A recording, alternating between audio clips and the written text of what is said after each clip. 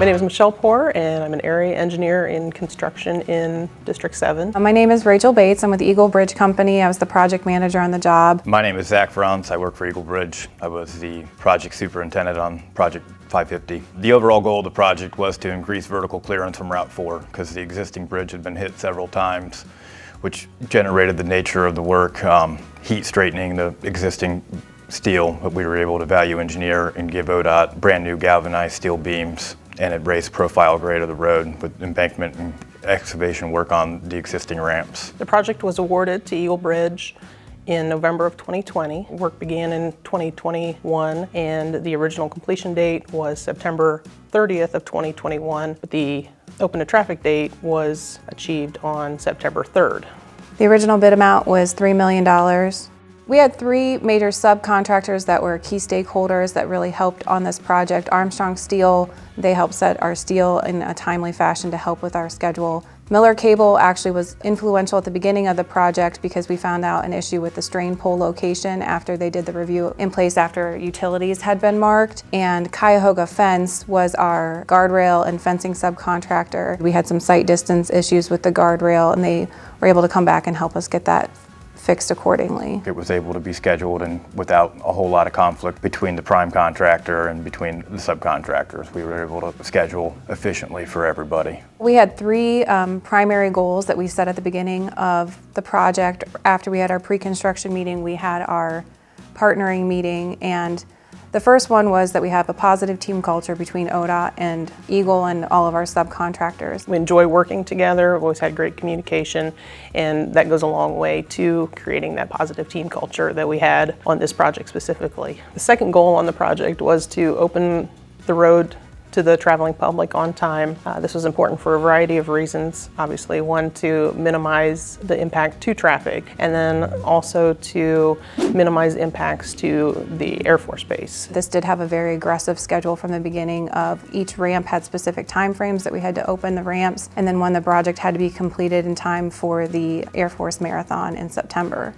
And then the last one was value engineering. Originally, right after we bid, we approached ODOT with our value engineering proposal, and we were trying to capitalize on that to make sure it got through because we were still in the process at the beginning of the pre-construction meeting. When we were awarded the contract, we brought up the option to District 7 about the VECP that we had on our minds, and they told us that they would entertain the idea. When it came time to make decisions, we were able to go and run with it because by that point in time, we were moving in the right direction. So one of the challenges that was encountered on the project was some unmarked, unknown fiber optic lines that were found to conflict with the location of the proposed strain pole foundation, guardrail, and fencing on the project. After review with ODOT and Miller Cable, we were able to determine that we had to move the location of the strain pole.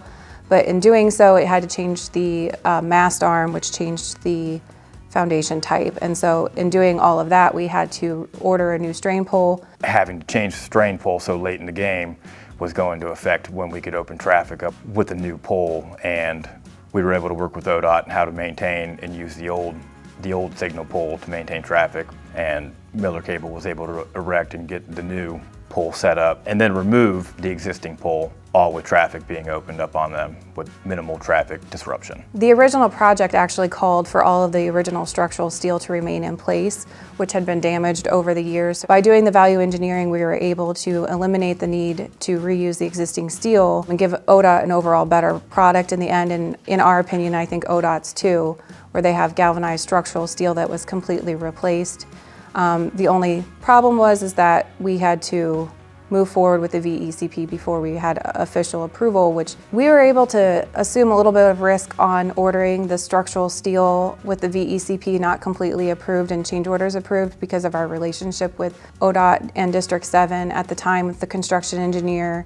We had lots of communication on where we were looking and what we were planning on doing. At the end of the project, after the road was open to traffic, ODOT received complaints from the public about the site visibility on one of the ramps as you're looking across the bridge. So we did some investigation and found that the guardrail needed to be moved and the striping also needed to be adjusted. We were able to get the guardrail changed and moved back by Cuyahoga Fence and then Arrowmark, and then after that we actually had another discussion about the striping, and then the striping was changed as well.